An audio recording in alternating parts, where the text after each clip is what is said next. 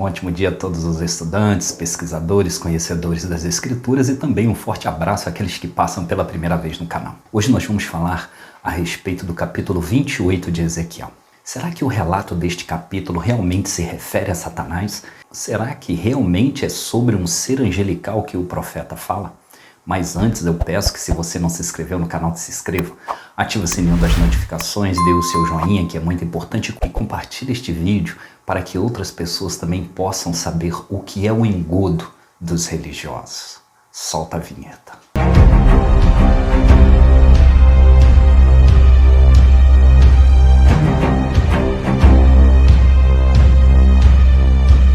Ezequiel 28 é um texto que muitos religiosos querem incutir na cabeça das pessoas, que ali realmente fala de Satanás.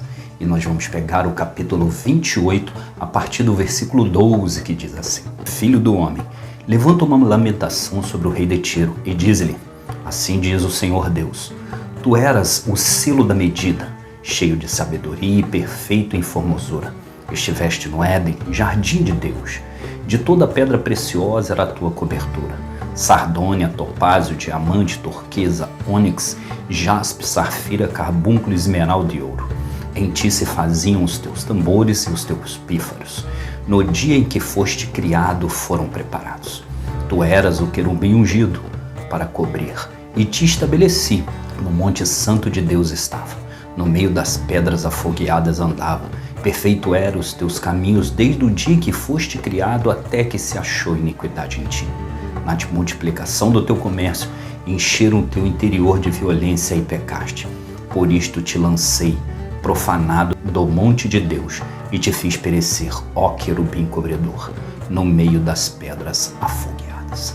Os religiosos pegam esse texto e diz que aqui está a queda de um ser angelical. Mas vamos analisar detalhadamente, de uma forma rápida, a respeito desse rei de Tiro.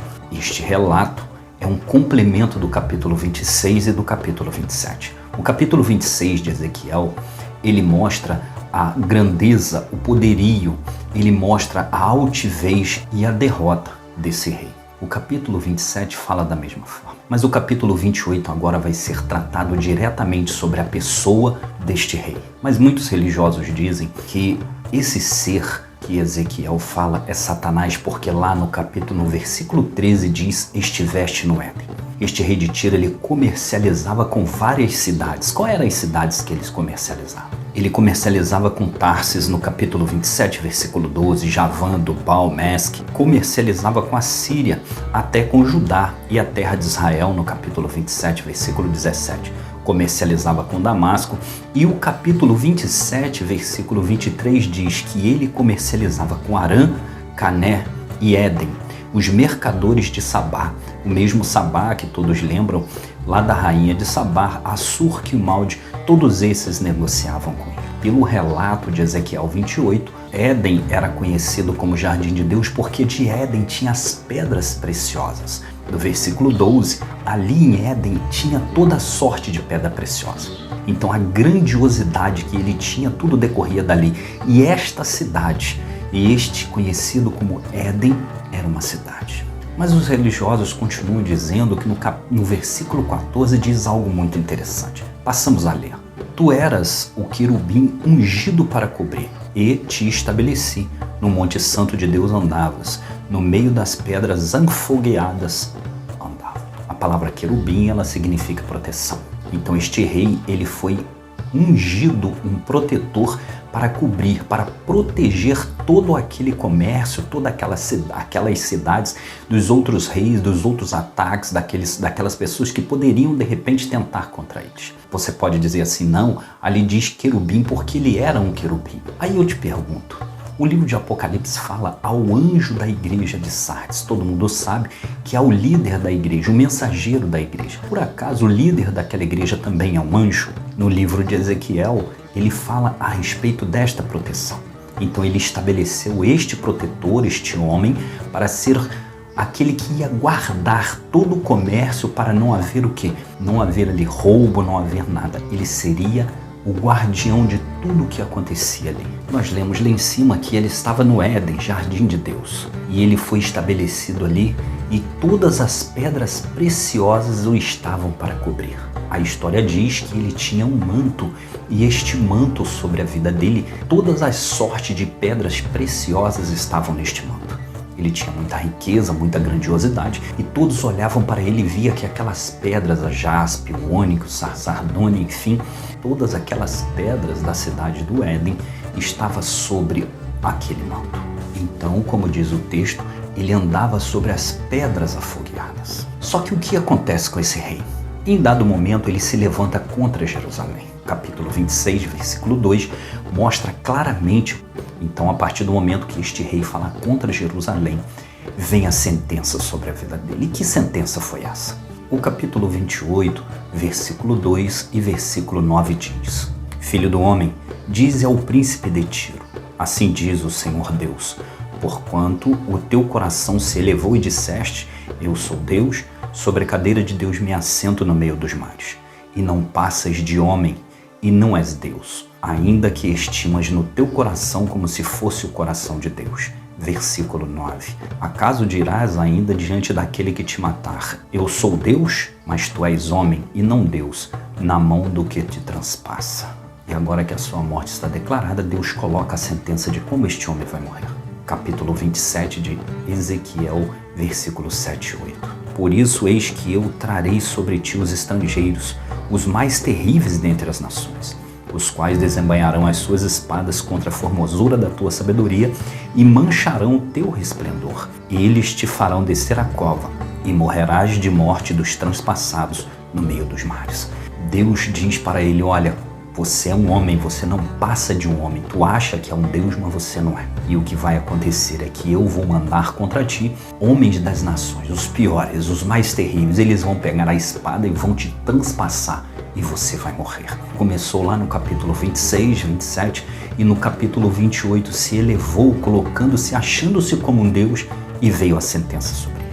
Você pode dizer assim, não, mas eu acredito que verdadeiramente aqui fala sobre Satanás. Vamos a algumas perguntas. Se ele era Satanás, ele protegia o quê? Porque dizem que toda violência e pecado vem de Satanás. Então ele protegia de quem? Quem iria atacar o céu para ele ter a função de protetor?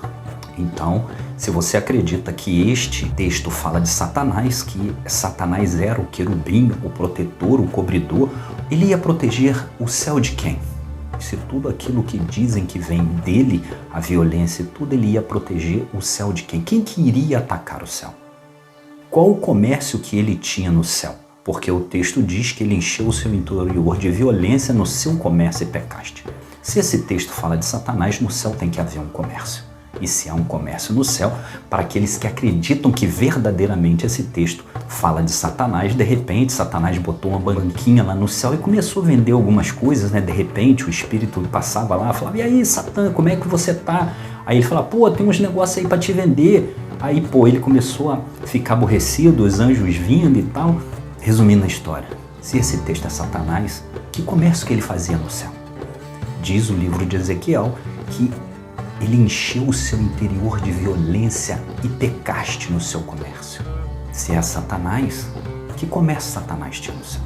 Se era Satanás, ele teria que ser um ser angelical. Mas o texto, no capítulo 28, 2 e 9, diz que ele não passa de um homem. Se é Satanás, realmente ele tinha que ser um ser angelical. Mas como nós lemos, o texto diz que ele se acha Deus, mas ele é simplesmente um homem. E aqueles que acreditam que realmente ainda é Satanás, o texto diz que ele é um homem. E se ele foi um homem, ele foi criado antes de Adão. Aí eu te pergunto, existe algum ser humano criado antes de Adão? E se você ainda bate o pé e acredita que realmente ele é Satanás, o texto diz, no capítulo 28, versículo 7 e 9, que Deus vai mandar estrangeiros, os mais terríveis, para o matar na espada. Não é Jesus que vai destruir Satanás? Aí eu te pergunto, se você acha que é Jesus que vai matar Satanás, como que o texto diz que Deus vai enviar estrangeiros de longe para matar este rei de Tiro à espada? Existe uma trama muito bem traçada a respeito de colocar este rei de Tiro como Satanás. E esta trama bem elaborada ela faz com que os religiosos tomem o pavor e o medo das pessoas. Não existe texto algum na Bíblia que fala sobre um ser angelical que pecou e que queria ser maior que o seu Criador.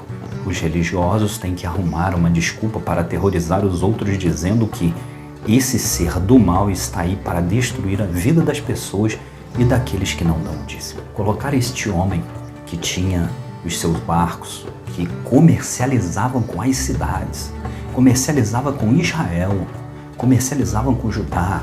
Então pegaram este texto e colocaram como sendo Satanás, porque não existe registro nenhum sobre a queda de nenhum ser angelical para poder destruir a humanidade. Ezequiel 28 conta que este rei de Tiro, ele comercializava com as outras nações. Era um rei. Leia o capítulo 26, leia o capítulo 27 sobre as embarcações, sobre as cidades, principalmente a cidade do Éden, a cidade de Sabá, a cidade de Judá. As pessoas que traziam madeira, traziam os seus linhos até este rei. Para dizer que este rei é Satanás, as pessoas têm que viver no mundo de Bob, criar uma ilusão, criar uma falsa interpretação.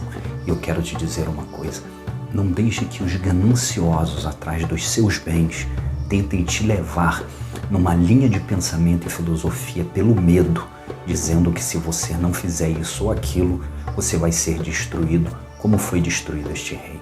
Se você não é assinante no canal, peço que se inscreva, ative o sininho das notificações, dê o seu joinha, que é muito importante, e compartilhe esse vídeo para que outras pessoas também não acreditem que Ezequiel 28 é um ser angelical que caiu do céu. Um forte abraço e até a próxima.